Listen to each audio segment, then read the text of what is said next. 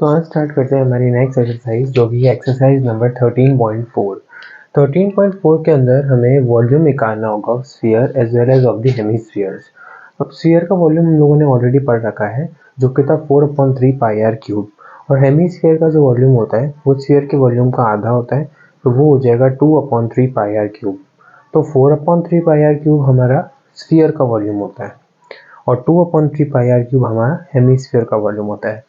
तो उन्हीं क्वेश्चन या फिर उन्हीं फॉर्मूला के ऊपर ये सारे क्वेश्चन ऑलमोस्ट सॉल्व हो जाएंगे। एक और हमारा फॉर्मूला है जो कि हम लोगों ने पहले नहीं पढ़ा है, ये बेसिकली फिजिक्स में पढ़ते हो और वो यहाँ पर अप्लाई हो रहा है, और वो फॉर्मूला है डेंसिटी का। तो density is equals to mass upon volume, ये एक और फॉर्मूला है जो कि तुम्हें याद रखना है कि जो डेंसिटी है वो किसके बराबर होती है, तो it is mass divided by volume. तो ये वाला फॉर्मूला भी यहाँ पर यूज आएगा बहुत जगहों पर। ये हमारे पास वॉल्यूम भी दे रखा है, कोई कोई क्वेश्चन में तुम्हें डेंसिटी कैलकुलेट करने का अगर पूछ लिया तो वहाँ पर मास दे रखा होगा, तो वॉल्यूम कैलकुलेट कर सकते हो और इन दोनों को डिवाइड करने से तुम्हारा डेंसिटी आ जाएगा। अब जैसे इसी क्वेश्चन में देख लेते हैं, the diameter of a metallic ball है, पूरी बॉल है यानी कि स्फीयर है, उसका 4.2 सेंटीमीटर डायमीटर दे रखा है, तो रेडियस हो जाएगा 2.1 centimetre. What is the mass of the ball if the density is 8.9 ग्राम पर सेंटीमीटर क्यूब। तो हमें मास पूछा है, तो मास निकालने के लिए सबसे पहले तो हमें डेंसिटी और वॉल्यूम पता होने चाहिए। डेंसिटी पता है, वॉल्यूम निकाल लेते हैं। तो वॉल्यूम क्या होती है स्फीयर की, 4/3 पाई आर क्यूब, तो वो हो जाएगी 4/3 into 22/7 multiply bye 2.1 multiply by 2.1 multiply by 2.1। अगर इसको कैंसिल करो, 7 3 21 होता है, बट यहाँ 2.1 है तो ये हो जाएगा 3 की जगह 0.3, और ये कैंसिल आउट हो जाएंगे और ये बन जाएगा 0.1। यानी कि अब तुम्हारे पास जो है वो है, ये इसको भी मल्टीप्लाई कर दो तो ये हो जाता है 88 multiply by 0.1 multiply by 2.1 multiply by 2.1। तो इसका आंसर आता है हमारा अप्रॉक्सीमेटली 38.808 सेंटीमीटर क्यूब। अब हमें निकालनी है हमें निकालना है मास। डेंसिटी दे रखी है, तो हम लिख देंगे density is equals to mass upon volume. Density की वैल्यू दे रखी है 8.3 इक्वल टू मास जो हमें निकालना है, वॉल्यूम है 38.808। ये उधर जाके मल्टीप्लाई में हो जाएगा, तो हमारा मास कितना आ जाएगा 8.3 मल्टीप्लाई बाय 38.808। तो इसका आंसर आएगा 345.39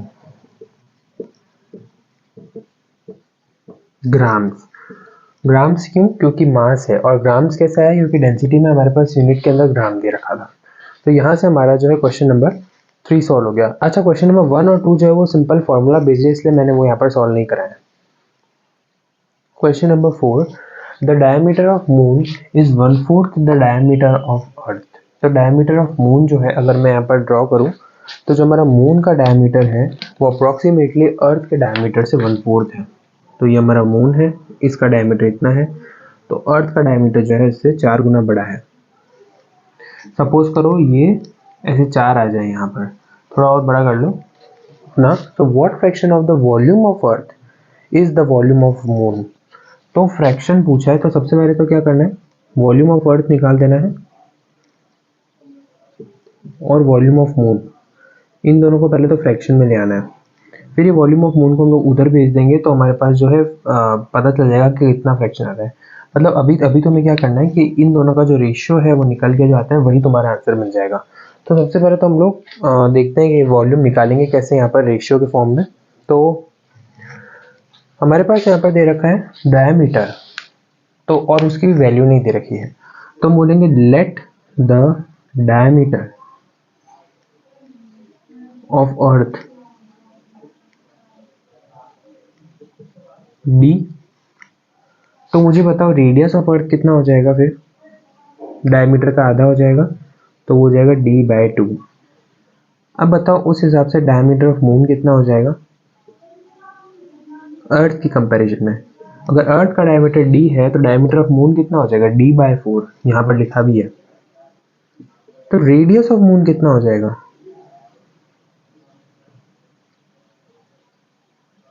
जैसे यहाँ पर इसका आधा कर दिया था, वैसे ही सिमिलरली इसका भी आधा कर देंगे।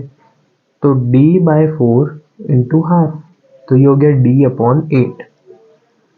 तो अभी हमें क्या चाहिए, एक तो रेडियस ऑफ मून चाहिए था और एक रेडियस ऑफ अर्थ चाहिए था। तो यहाँ से हमारे पास आ गया है रेडियस ऑफ अर्थ और यहाँ से आ गया है रेडियस ऑफ मून। अब हम फॉर्मूला पुट करते हैं, क्योंकि दोनों के दोनों स्फीयर है तो दोनों को स्फीयर का ही फॉर्मूला देंगे। तो ये हो जाएगा 4/3 पाई r ऑफ क्या, अर्थ का क्यूब अपॉन 4/3 पाई m का क्यूब। अब ये सब तो कैंसिल हो गए, हमारे पास क्या बचा, radius of earth upon radius of moon. तो उसे हम यहाँ पर सॉल्व कर लेते हैं। रेडियस ऑफ अर्थ कितना आ रहा था, d/2, तो यहाँ लिख देते हैं d/2 का होल क्यूब अपॉन, ये था d/8 आ रहा था रेडियस ऑफ मून, तो d/8 का होल क्यूब। अब इसे सॉल्व करो, 2 2 जा 4, 4 2 जा 8, तो यह आया d³/8। यहाँ पर क्या आया, d³/, इसको कैलकुलेट करो कितना था, 8 8 जा 64, और अगर 64 से भी हम एक आगे बढ़ेंगे तो कितना आ जाएगा। तो उसको हम लोग क्या करते हैं ना, एक बार के लिए ऐसे ही छोड़ देते हैं, 8 इंटू 8 इंटू 8 कर देते हैं, ओके, सिंप्लीफाई करने के लिए। अब ये ऐसा आ रहा है, इसको क्या कर देते हैं, कुछ याद आया, हम लोगों ने पहले वाले क्वेश्चंस के अंदर भी सेम इसको सॉल्व करने का मैंने प्रोसेस बता रखा है। इसको सॉल्व करने का प्रोसेस बहुत इजी है। हमें जब ऐसा फ्रैक्शन मिले d³/8, फिर बड़ा अपॉन, और फिर नीचे लिखा है d³/8 इंटू 8 इंटू 8।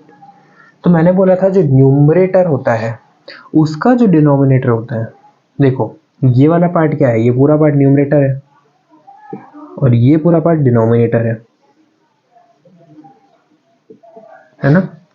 तो मैंने बोला था जो न्यूमरेटर है उसका डिनोमिनेटर, और न्यूमरेटर का डिनोमिनेटर तो ये है, इस डिनोमिनेटर का क्या होता है, ये चला जाता है नीचे d³ के साथ, और ये जो बचा हुआ आता है ये हो जाता है ऊपर।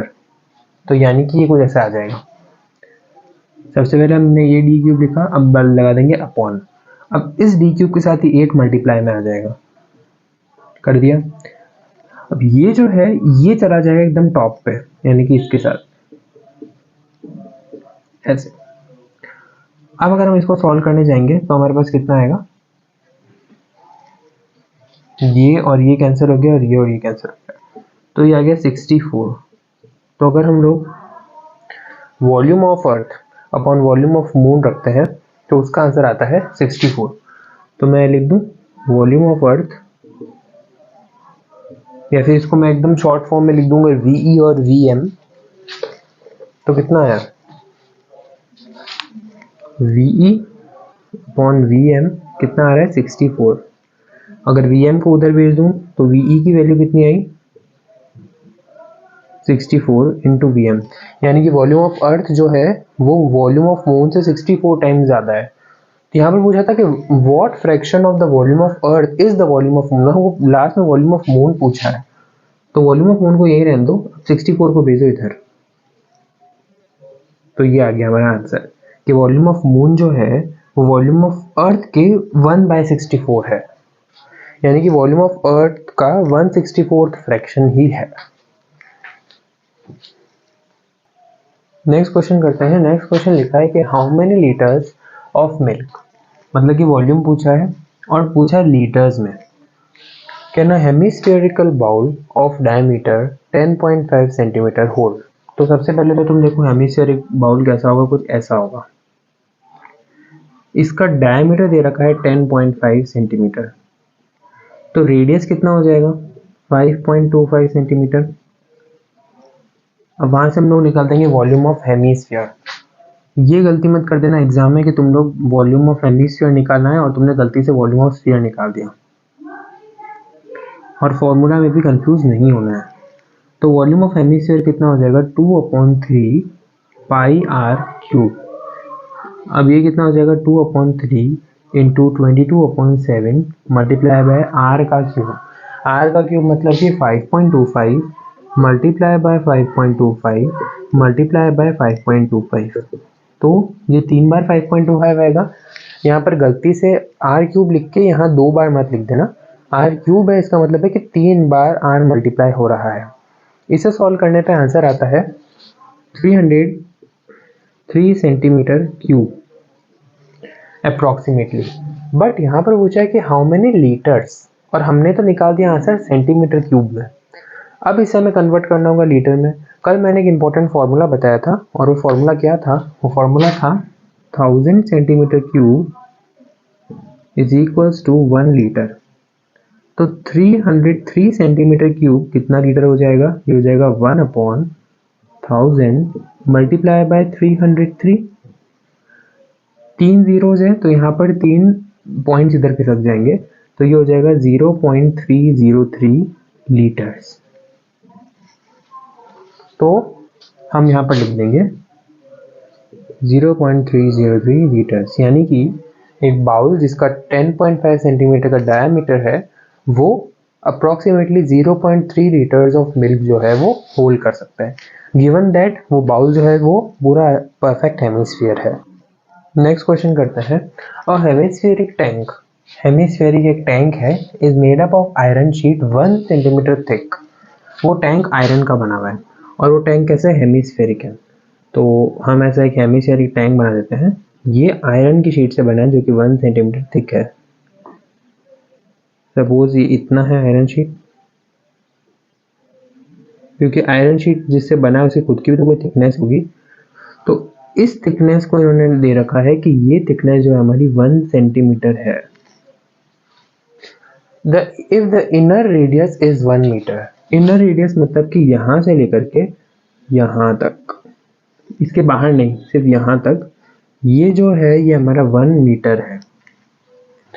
Find the volume. अब बच्चे यहीं पर इनको लगता है वॉल्यूम निकालना है तो फटाफट इसका वॉल्यूम निकाल देते, लेकिन पूरा देखो क्वेश्चन की वॉल्यूम किसका निकालना है। Find the volume of iron used to make the tank, मतलब तुम्हें इसका वॉल्यूम निकालना है। अब ऐसी तो कोई शेप का वॉल्यूम तुमने पढ़ा नहीं, लेकिन तुमने हेमिस्फीयर का वॉल्यूम पढ़ा है, तो तुम क्या कर सकते हो, बाहर वाले का और अंदर वाले का माइनस कर सकते हो। माइनस करने पे क्या बचेगा, ये मतलब पूरे बाहर वाले में से तुमने इतना माइनस कर दिया है, तो ये जितना था उसमें से तुमने इतना माइनस कर दिया, तो बचा क्या, इतना पार्ट। तो ये तुम्हारा ये वाली रिंग आ जाएगी। तो पहले तो अंदर का रेडियस तुम्हें पता है, बाहर का रेडियस कितना हो जाएगा एकदम आउटर मोस्ट, तो वो यहाँ से लेकर के और बाहर तक होगा, यानी कि 1 मीटर प्लस 1 सेंटीमीटर, या फिर हम कह सकते हैं कि 1 मीटर प्लस कितना 0.01 मीटर। तो ये हो गया 1.01 मीटर। मैंने कुछ नहीं किया, 1 सेंटीमीटर को पहले कन्वर्ट कर दिया मीटर्स में, तो वो आता है 0.01 मीटर, और उसे मैंने यहाँ 1 मीटर में ऐड कर दिया। तो अंदर की रेडियस आ गई 1 मीटर, बाहर की रेडियस आ गई 1.01 मीटर। अब मुझे कुछ नहीं करना है, अंदर वॉल्यूम निकालने तो वॉल्यूम इनसाइड कितना आता है, हेमिस्फीयर है तो 2/3 पाई, अंदर वाले रेडियस को स्मॉल आर मान लेते हैं, और बाहर वाला कितना हो जाएगा 2/3 पाई कैपिटल आर का क्यूब। अब हमें क्या करना है, बाहर वाले में से अंदर वाले को माइनस करना है,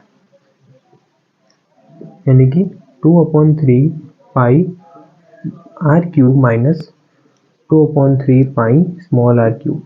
अब 2/3 पाई और 2/3 पाई तो कॉमन है, तो ये तो आ गए बाहर।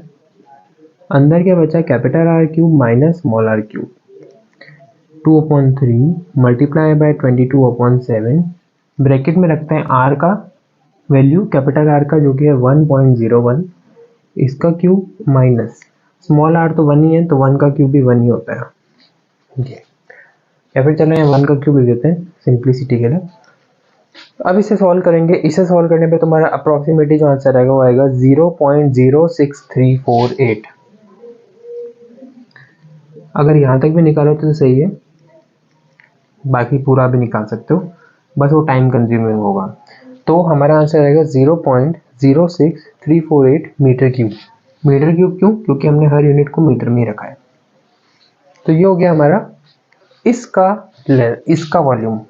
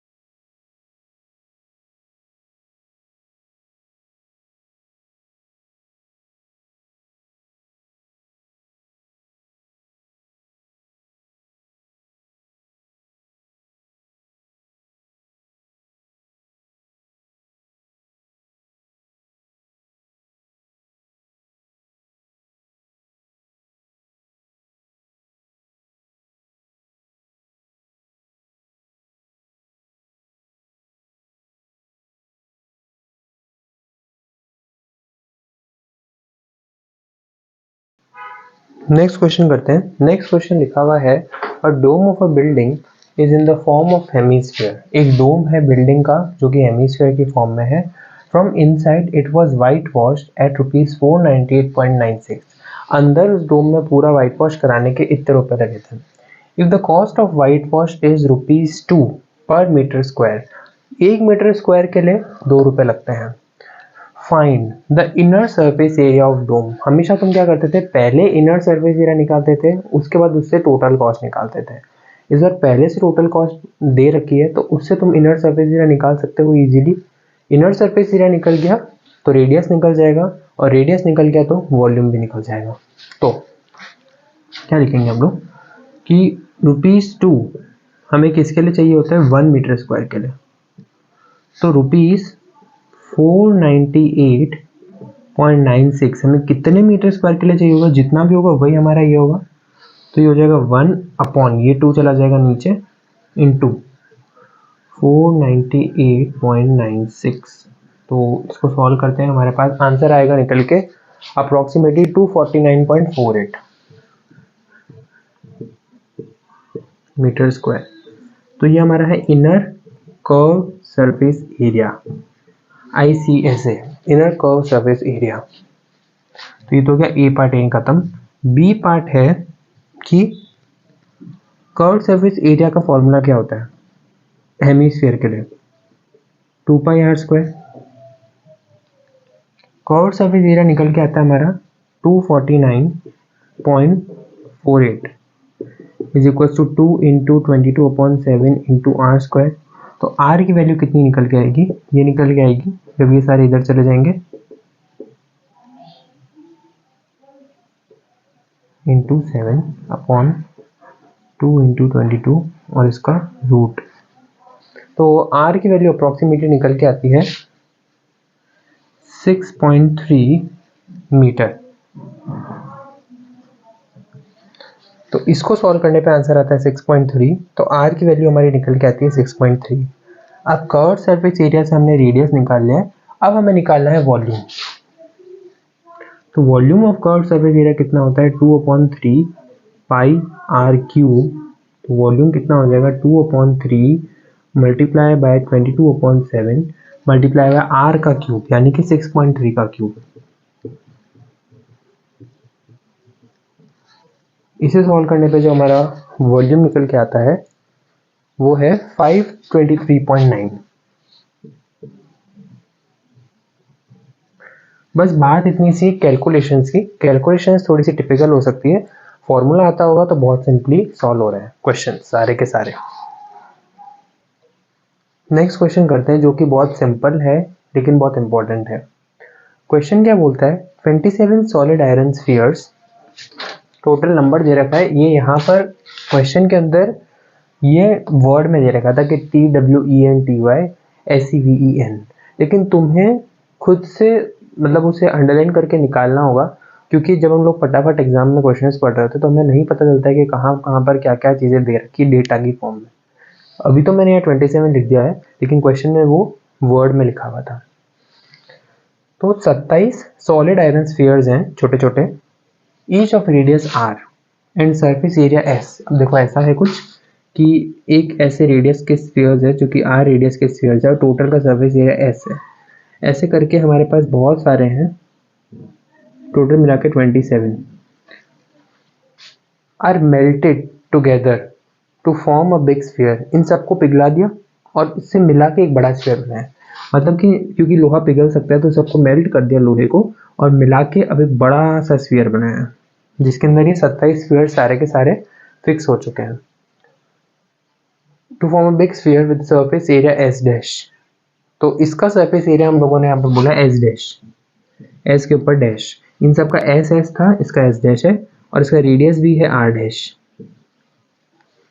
Find the radius of new sphere. ये आर की क्या वैल्यू आती है, नंबर में तो नहीं आएगी लेकिन फिर भी क्या वैल्यू आती है वो हमें निकालना है। तो पहले देखो वॉल्यूम ऑफ वन स्फीयर कितना होता है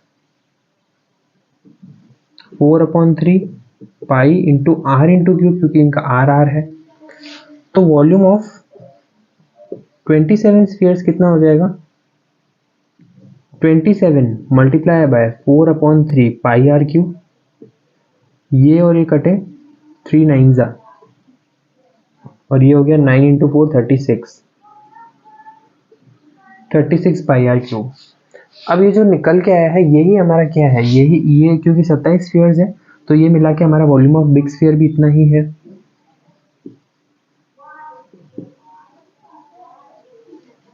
ठीक है कि वॉल्यूम ऑफ बिग स्फीयर भी इतना ही है। अब इसके वॉल्यूम का फॉर्मूला पुट करके देखो, इसके वॉल्यूम का क्या फॉर्मूला है 4/3 पाई आर डैश का cube equal to 36 pi are cube. हमने ऐसा क्यों किया, क्योंकि हमें आर डैश की ही तो वैल्यू निकालनी है। अब इन सबको उधर भेज के वैल्यू निकालेंगे। पाई गया, अब बाकियों को उधर भेजते हैं। तो आर डैश का whole cube is equals to 36, ये 3 ऊपर जाएगा 4 नीचे आएगा, मल्टीप्लाई बाय आर का क्यूब। 4 9 36 और 9 3 27, ये हो गया आर डैश का क्यूब और यहाँ पर आर क्यूब तो था ही, तो ये हो गया आर क्यूब के बराबर। तो आर डैश का क्यूब यानी कि इस रेडियस का cube will be equal to 27 multiply by R का क्यूब। अब हमें तो क्या निकालना है, इसका फाइनल आंसर निकालना है ना, आर डैश निकालना है। तो आर डैश कितना हो जाएगा, ये उधर जाके हो जाएगा क्यूब रूट। अब 27 एक परफेक्ट क्यूब रूट है किसका 3 का, 3 3 ज़ा 9, 9 3 ज़ा 27, तो 27 की जगह आ जाएगा 3 और ये आर क्यूब का क्यूब बढ़ जाएगा तो आर रह जाएगा, तो ये आ गया 3r। तो r डैश की वैल्यू कितनी आ गई 3r, यानी कि इसकी वैल्यू कितनी है 3r के बराबर। तो ये कितनी मैजिकल बात है, जब हमने पूरा सॉल्व किया तो हमें पता चला कि इसकी वैल्यू 3 के ही बराबर है। ऑल्दो 27 है लेकिन रेडियस इतना ही है, तो यहाँ पर हमारे पास जो निकल के आता है वो आता है 3r। तो फर्स्ट पार्ट हमारा सॉल्व हो गया। अब हम निकालेंगे ratio of s and s dash. तो देखते हैं कैसे निकलेगा वो रेशियो, मतलब है सरफेस एरिया का रेशियो निकालना है। तो यही रेशियो होता है, s और s डैश का रेशियो निकाला था। s यानी कि surface area of small small spheres, capital ये वाला s डैश मतलब कि surface area of large sphere. तो इसका दोनों का फॉर्मूला होता तो 4πr² ही है, लेकिन r की वैल्यू दोनों में अलग है। छोटे वाले स्फीयर की r था सिंपल r, और बड़े वाले स्फीयर का जो रेडियस था वो था r डैश। तो मैंने बस उनकी वैल्यू यहाँ पुट की है। अब यहाँ से मेरे पास क्या कैंसिल आउट होता है, ये बचा क्या r into r upon r dash into r dash.